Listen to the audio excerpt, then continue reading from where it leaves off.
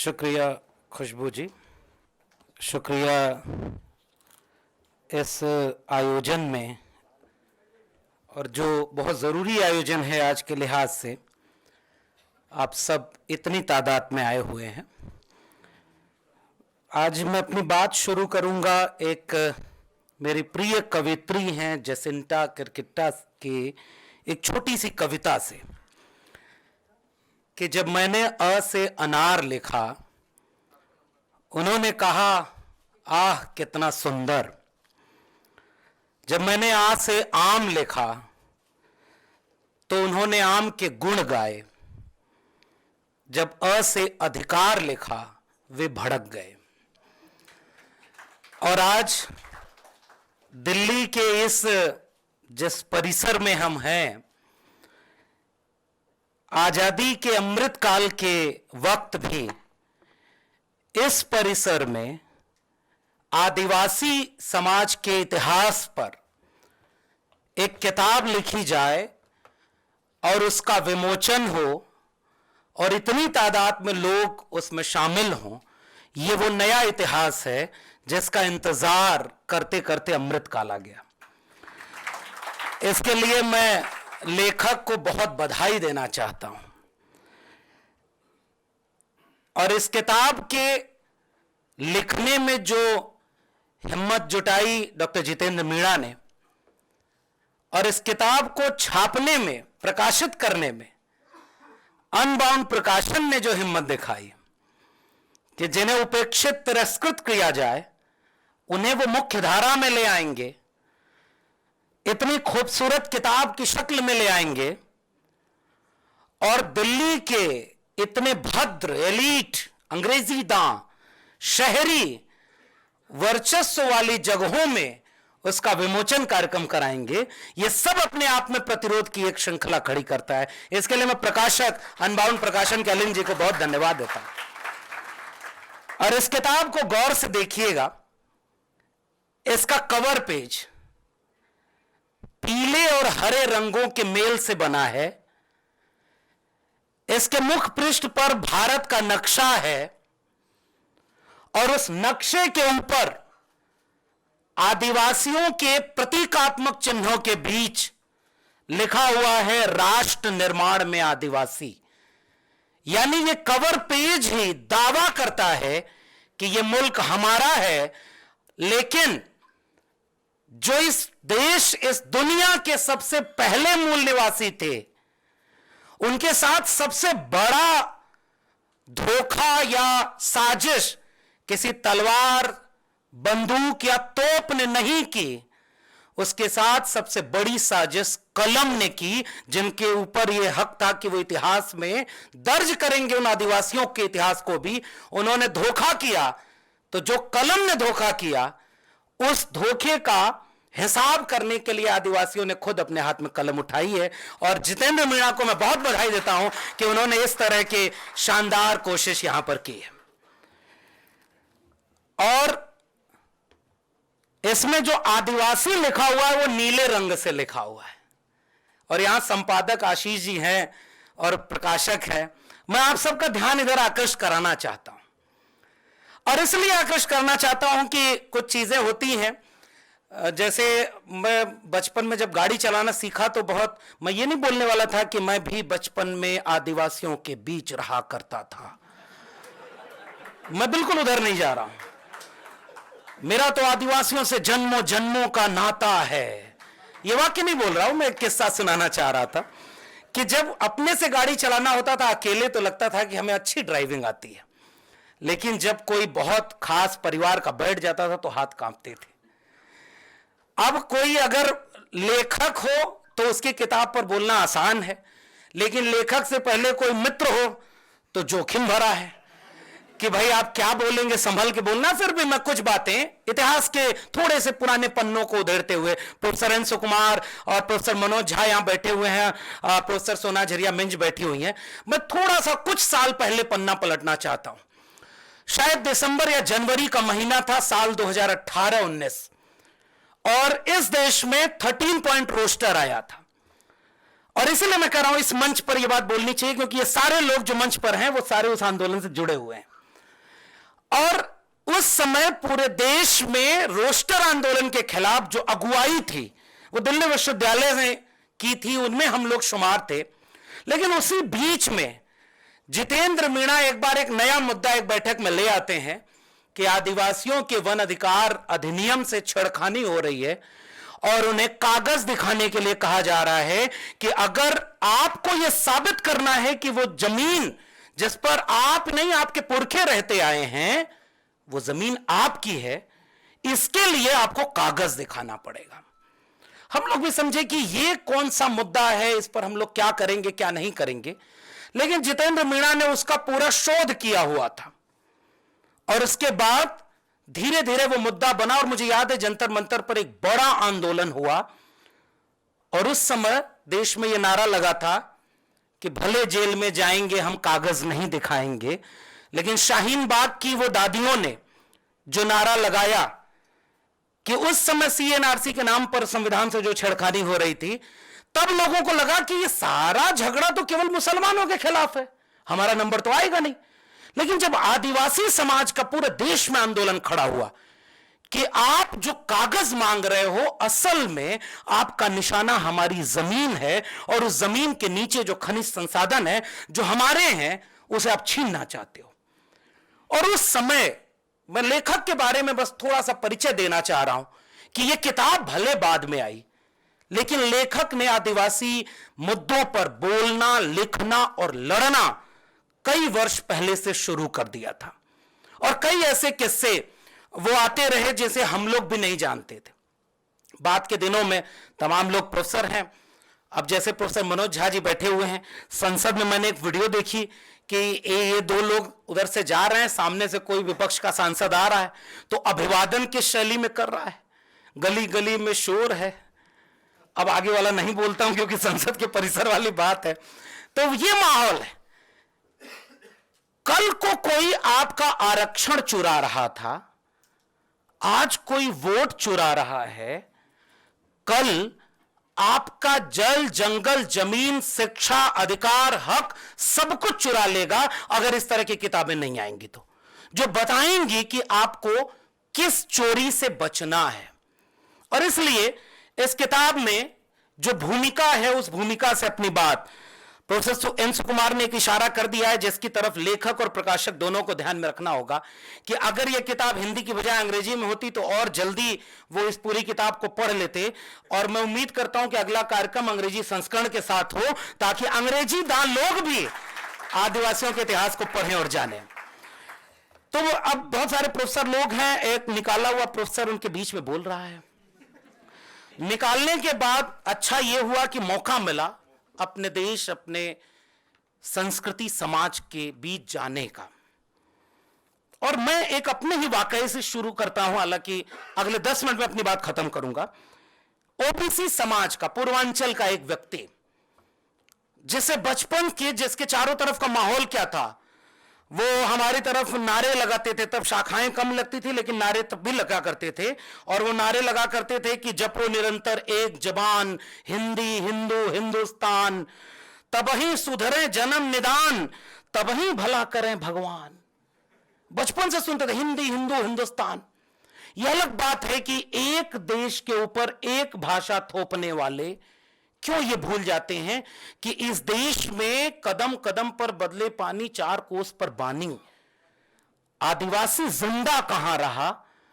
वो अपनी संस्कृति में जिंदा रहा, अपनी भाषा में, अपनी तहजीब में, अपनी परंपरा में जिंदा रहा। और वो आपकी एक रूपता में कहीं फिट नहीं बैठता है। उसकी अपनी संस्कृति, अपना अपना परंपरा है। अभी इसी 9 अगस्त को विश्व आदिवासी दिवस के दिन मैं मध्य प्रदेश और महाराष्ट्र के बॉर्डर इलाके में, सुदूर इलाका जहां एयरपोर्ट से उतर के भी आपको 5-6 घंटे, उधर से फोन आया तो मैंने कहा कि बहुत दूर है, मैं कैसे आ पाऊंगा। उन्होंने कहा सर, राजमार्गों और हवाई अड्डों के इतने करीब अगर आदिवासी रहते तो आज हाशिए पर नहीं रहा करते। उन तक पहुंचने के लिए आपको कई किलोमीटर ऐसी जगह जाना होगा जहां सड़कें अच्छी नहीं होंगी, जहां रास्ते अच्छे नहीं होंगे। फिर तुरंत कोई पलट कर कहेगा कि सड़क बनाने जाते हैं तो आप विरोध करते हैं। लेकिन सवाल यह पूछा जाएगा कि आप विकास का चेहरा दिखाकर विनाश उन पर थोपते हैं। मैं गया वहां तो रास्ते में जहां जहां मौका मिला आदिवासी समाज के लोग स्वागत कर रहे थे। मैंने उस वीडियो को पोस्ट किया और प्रोफेसर मनोज इस बात को समझेंगे, क्योंकि जिस डिकास्ट होने की बात को हम लोग कहते हैं, आप सोचिए कि इस मंच पर अधिकांश लोग जब प्रोफेसर एन सुकुमार बोल रहे हैं या प्रोफेसर सोना झरिया मिंज बोल रही हैं या हम लोग, तो उसकी भी अपनी एक लोकेशन, एक पॉलिटिकल और सोशल लोकेशन है। और प्रोफेसर मनोज झा भी हैं जो लड़ाई सोशल जस्टिस की लड़ते हो। उन्होंने तिलक लगाया हल्दी का और चावल से, जो पीली हल्दी में लिपटे हुए चावल थे, उसको माथे पर ऐसे तिरछा लगाया, पीले गमछे को सर में बांधा और उस चावल से ऐसे छिड़काव किया। और उनकी थाली में एक दीपक था और उसके बगल में नारियल रखा हुआ था। मैं बड़ा संकोच के साथ इस वीडियो को फेसबुक पर या ट्विटर पर लगाना चाह रहा था कि लोग कहेंगे कि जिस मनुवादी संस्कृति का आप विरोध करते हैं आप उसी का पालन करने लगे। लेकिन फिर भी मैंने कहा कि जरा इसका एक टेस्ट करता हूं, जैसे मैं यहां एक टेस्ट करता हूं। दिल्ली के सबसे एलीट क्लब में यह बैठक हो रही है। झारखंड के एक सुदूर आदिवासी इलाके में जब मैं वहां गया तो वहां सबसे, वो भी आदिवासी दिवस का कार्यक्रम था, उन्होंने पहले पूजा करने के लिए वहां मुझे बुलाया।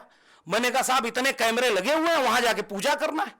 हम लोग उस परंपरा के तो है नहीं कि पूजा करने में मूर्ति के पीछे पहले कैमरामैन खड़ा हो तब जाकर के आप साधना लीन हो।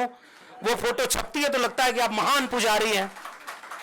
और देश में ऐसे समय जब पुजारी और नेता का फर्क भी मिट गया हो। लेकिन उन्होंने कहा साहब ये वो पूजा नहीं है। और जितेंद्र मीणा ने अपनी किताब की भूमिका में वो बात लिखी है। आपको पता ही नहीं चला साहब कि उस जगह पर जब उन्होंने अभिवादन किया, बुढ़ाल पेन्ना सेवा सेवा, मैं यहां आपसे दावे से कहता हूं किसी को इसका अर्थ ही नहीं पता होगा। जो आदिवासी समाज के लोग हैं वो जानते होंगे। बिरसा मुंडा ना सेवा सेवा, तिलका मांझी ना सेवा सेवा। What is the mean of सेवा? हमें पता ही नहीं। जब मैं मध्य प्रदेश और महाराष्ट्र के आदिवासी इलाकों में गया तो वहां सेवा जोहार का नारा लगता है, 7 रंग का झंडा होता है और उस पर तीर बने होते हैं। उनके अपने देव होते हैं, वो उनकी परंपरा होती है। और उनकी पूजा प्रकृति की पूजा है। वो एक मटके में मिट्टी रख करके उसमें गेहूं को जब आरोपित करते हैं और जब पहला अंकुर फूटता है तो उसे अपना देव मानकर उसकी पूजा करते हैं।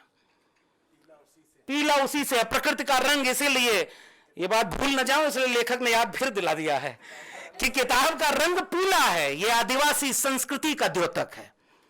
और इस बात को आपको गौर से समझना चाहिए। इस भारत नक्शे में, मैं फिर से कह रहा हूं, एक बहुत बड़े लेखक ने एक बात कही कि 3 नक्शा भारत का उठाना। पहले नक्शे में जहां जहां जंगल हो उसको भर देना, दूसरे नक्शे में जहां जहां खनिज हो उसे भर देना, और तीसरे नक्शे में जहां आदिवासी हो उसे लिख देना। तीनों नक्शों को जब एक जगह करोगे तो वो कॉमन निकलेगा। यानी इस देश की जल जंगल जमीन को अगर किसी ने बचाया है तो वो आदिवासियों ने बचाया है। लेकिन विकास के नाम पर आप विनाश कर रहे हो आदिवासियों का भी और उस कुदरत का भी, जल जंगल जमीन का भी, जिसकी वो पूजा करते हैं। और इसलिए मैंने यह याद किया कि हम जिन पिछड़े समाज के, ओबीसी, किसान, कृषक परिवारों के बीच से बचपन को याद करते हैं तो लगता है कि कृषि पूजा तो हमारे यहां भी हुआ करती थी। फसल बोई गई तब उसके फसल बोने के गीत हुआ करते थे।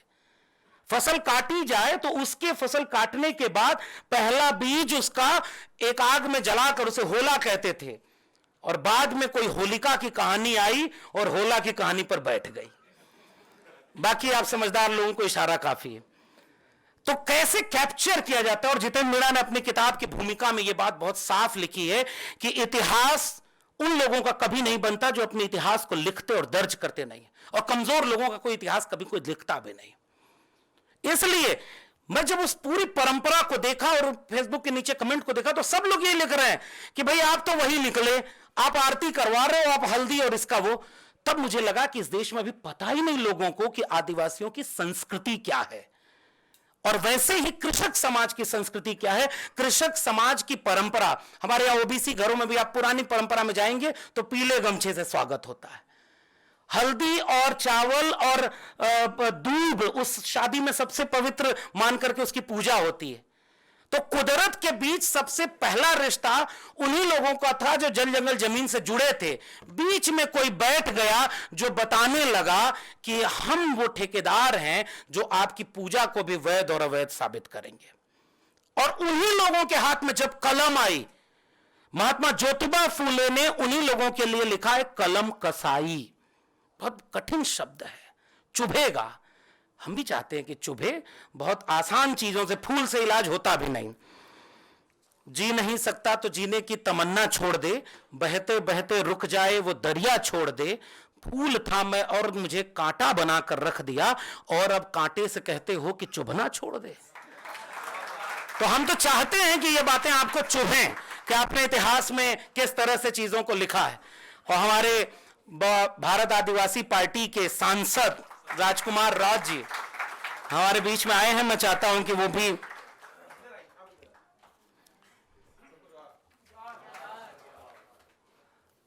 और ये मैं पूछना ही भूल गया था कि जोहार का मतलब क्या होता है, कितने लोगों को पता है।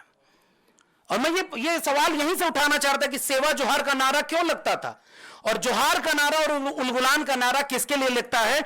यह बात प्रोफेसर जितेंद्र मीणा ने अपनी किताब में भूमिका में लिखी है। अगले 2-4 पॉइंट्स में अपनी बात खत्म करूंगा। पहली लाइन इस किताब की जरूर पढ़नी चाहिए।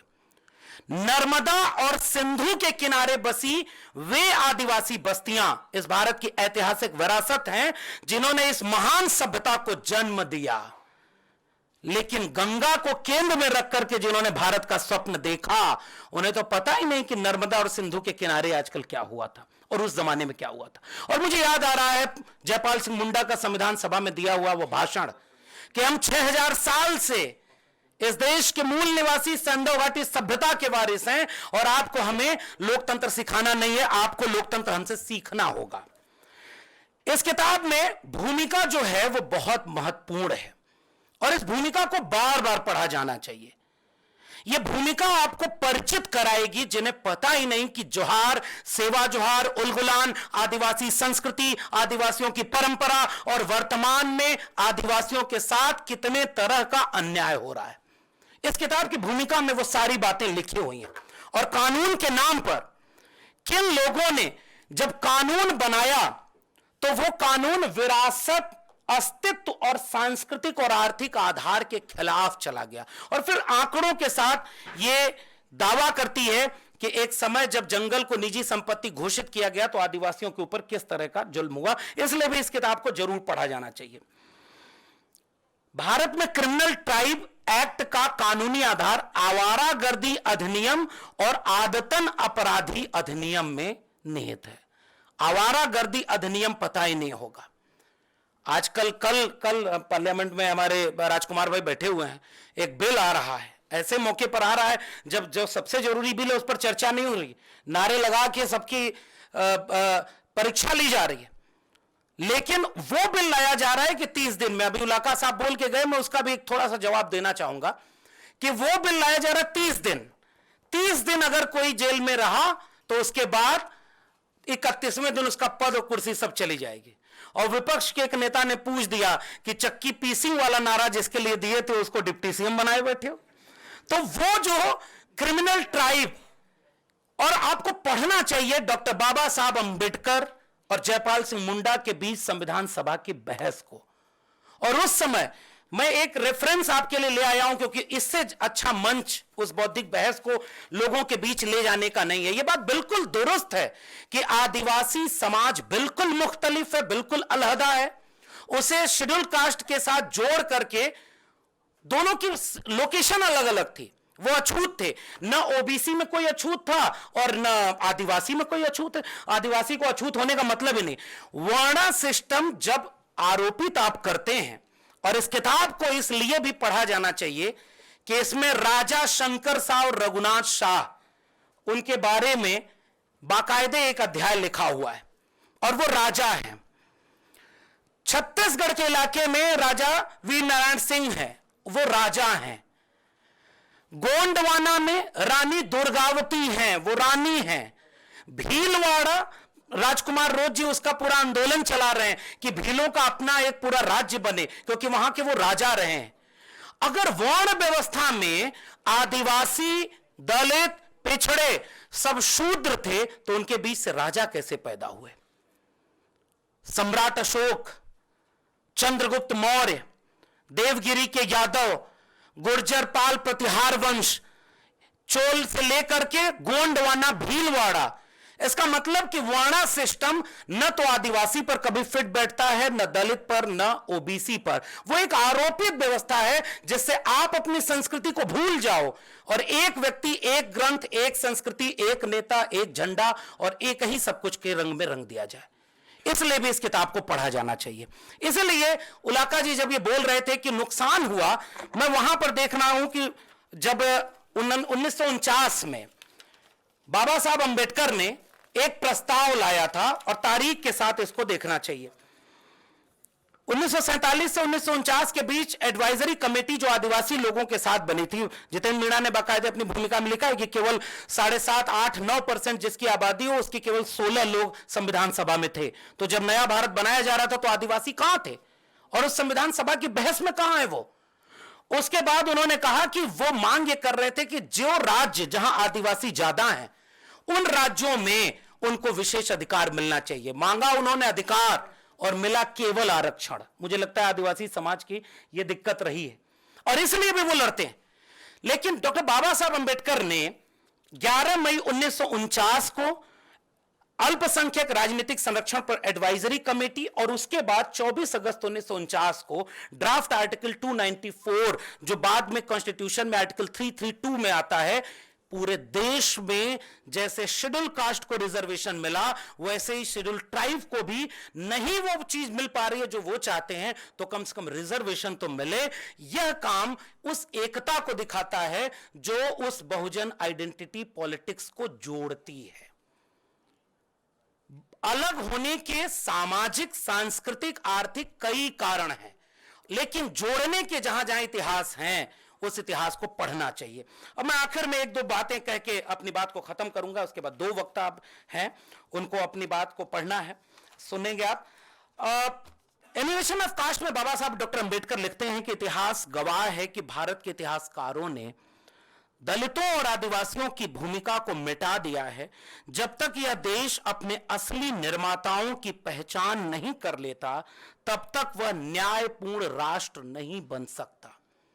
डॉक्टर राम मनोहर लोहिया मार्क्स, गांधी और समाजवाद किताब में 1960 में लिखते हैं कि भारत में असली लोकतंत्र तभी आएगा जब सबसे गरीब, सबसे उपेक्षित और सबसे पिछड़े आदमी की जिंदगी बदलाव आएगा, जब आदिवासी, दलित, स्त्री, उनकी आवाज संसद में गूंजेगी, तभी भारत का स्वराज पैदा होगा। और आज जब राजकुमार रोत जैसे सांसद सदन में खड़े होकर के बोलते हैं तब लगता है, देखिए आदिवासी की लड़ाई आदिवासी ही लड़ेगा, वही बोल सकता है, बाकी आप उनके साथ, उनके पीछे खड़े होकर के आप साथ दीजिए, उसका नेता नहीं बनना है। इसलिए आज जो बात राजकुमार रोत बोल रहे इससे पहले क्यों नहीं बोली गई? महाश्वेता देवी ने अरण्येर अधिकार में 1977 में लिखा कि भारत का इतिहास लिखने वाले हमेशा महलों और दरबारों के इतिहासकार रहे, महलों और दरबारों के इतिहासकार रहे। जंगलों और पहाड़ों में लड़ी गई असली लड़ाइयों को उन्होंने कभी जगह नहीं दी।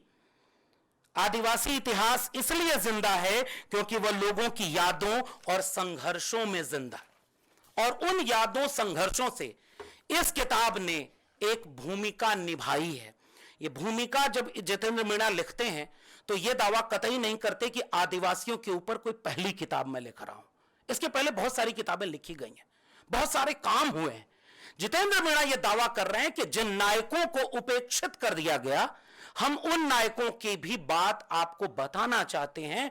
छत्तीसगढ़, नॉर्थ ईस्ट से लेकर के राजस्थान, गुजरात के भी इसमें नायक शामिल हैं, इसलिए भी इस किताब को पढ़ना चाहिए। एक कोटेशन, एक दो बस पढ़ के मैं अपनी बात खत्म करूंगा। हालांकि पेज नंबर 33 पर इन्होंने वनवासी वाले संकट के ऊपर भी इशारा किया है कि कुछ लोग आदिवासियों को वनवासी कहकर के अपनी संस्कृति भी थोप रहे हैं। जबकि आदिवासी संस्कृति का उनसे मेल नहीं है। आपको जानकारी होनी चाहिए कि झारखंड में विधानसभा ने यह बिल पारित किया कि अब की जब जनगणना हो तो धर्म के कॉलम में हमारा अपना धर्म भी लिखा होना चाहिए। जब उनका धर्म अलग, उनके देवी देवता अलग, उनकी संस्कृति अलग, तो उनके ऊपर आप एक धर्म, एक भाषा, एक नेता क्यों थोपेंगे? और इस बात को इस किताब में जरूर लिखा गया। और इस किताब को, बाकी नायकों पर वक्त कम है इसलिए छोड़ देता हूं, इसके आखिरी पन्ने पर भारत के आदिवासी विद्रोह करके एक सूची दी गई है। जो क्लेम है यह किताब कि भारत राष्ट्र के निर्माता हम हैं, जिसे इनकैर्नेशन लिखने वाले सुनील खिलनानी बिरसा मुंडा से आगे नहीं बढ़ा पाए, जिसे मेकर्स ऑफ मॉडर्न इंडिया लिखने वाले लेखक उसको भी नहीं देख पाए। अब जब उनके हाथ में कलम आई तो उन्होंने बताया कि इस देश में अंग्रेजों के खिलाफ सबसे पुरानी और सबसे लंबी लड़ाई लड़ने का काम इस देश के आदिवासियों ने किया है। साल 1776 से यह लड़ाई शुरू हुई है और लगभग 1963 तक ये लड़ाई लड़ी गई, और मैं तो कहूंगा कि 2025 में भी वो लड़ाई जारी है। लेकिन इस बात को वो कतई नहीं समझ पाएंगे जो एनसीईआरटी के सिलेबस से मुगलों को निकालकर या अकबर को और बुरा पेश करके एक नया भारत बनाने की कोशिश में इस कदर लगे हुए हैं कि एक तरफ शिक्षा बर्बाद हो लेकिन जितनी बची रहे वो भी हमारे मुताबिक पढ़ी जाए। ऐसे वक्त में क्या उन्हें चिंता है आदिवासियों के इतिहास लेखन की? और अंग्रेजों के खिलाफ अब कौन लड़ाई नहीं लिया? लाल किले की प्राचीर से जिस संगठन का नाम लिया जा रहा है वो संगठन का इतिहास ही अंग्रेजों का साथ देने का रहा हो। ऐलान है 2025 में कि अगर आपको संविधान और लोकतंत्र को बचाना है, इस तरह की किताबों को बचाना है, तो उस कर्ज को चुकाना होगा जो हमारे पुरखों ने हमें सौंपा है। मिर्जा गालिब का एक शेर है कि दर्द मिन्नत कशे दवा न हुआ, मैं ना अच्छा हुआ बुरा न हुआ, जान दी हुई उसी की थी, हक तो यूं है कि हक अदा न हुआ। हमारे ऊपर हमारे उन पुरखों का हक है कर्ज की तरह।